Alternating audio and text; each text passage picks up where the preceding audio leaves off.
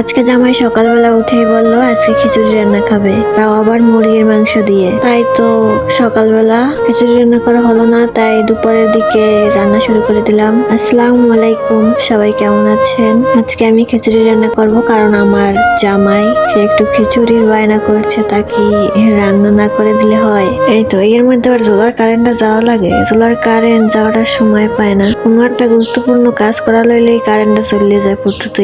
একটু ভালো মতো ভিডিও করে লইলাম যাতে আপনাদের একটু ভালো মতো শেয়ার করতে পারি, কিন্তু পারলাম না কারেন্টের জ্বালায়। যাই হোক, কারেন্টের জায়গায় গেছে যাইয়া কি যেন একটু শুরু করা লইছিলাম, ও জামাইয়ের খিচুড়ি। তাই তো দুপুরবেলা রান্না করা শুরু করে দিলাম। যেহেতু টুনাটুনির সংসার, তাই বেশি একটা দরকার হয় না, অল্প কিছু নিয়েই সবকিছু শুরু করে দিলাম রান্না বাড়া। অল্প কিছু মাংস, অল্প কিছু ডাল, অল্প কিছু চাল, সবকিছুই অল্প অল্প, কোনো কিছুই বেশি হয় নাই। কারণ যেহেতু আমরা দুজন, তাই দুজনের বেশি দরকার হয় না। আমরা দুজন তাই বলে যে অল্প রান্না করবো তেমনটা না, আসলে একটু বেশি রান্না করেছি। কারণ জামাই বলছে খিচুড়ি খাবে, তাকে ভাবছিলাম আজকে সারাদিন নেই খিচুড়ি খাওয়াবো, আর কোনো কিছু রান্না করব না। তাই একটু সবকিছুর পরিমাণ একটু বেশি বেশি নিলাম যাতে আমরা রাত্রেও খেতে পারি। আর আজকে আমি যে খিচুড়িটা রান্না করছি সেটা কিন্তু লেটকা খিচুড়ি না, ঝুড়ো খিচুড়ি। একটু ঝুড়ো ঝুড়ো করার চেষ্টা করছি, আলহামদুলিল্লাহ একটু ঝুড়াই হয়েছে।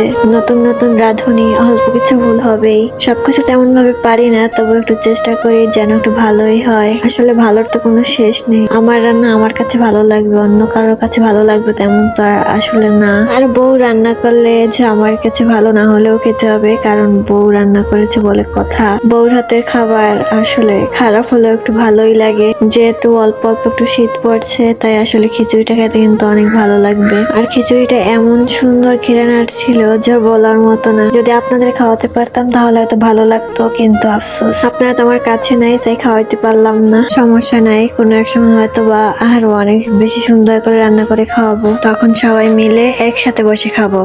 আমার ভিডিওটি ভালো লাগলে একটু শেয়ার করে দিবেন। ভালো থাকবেন সবাই, আল্লাহ হাফেজ।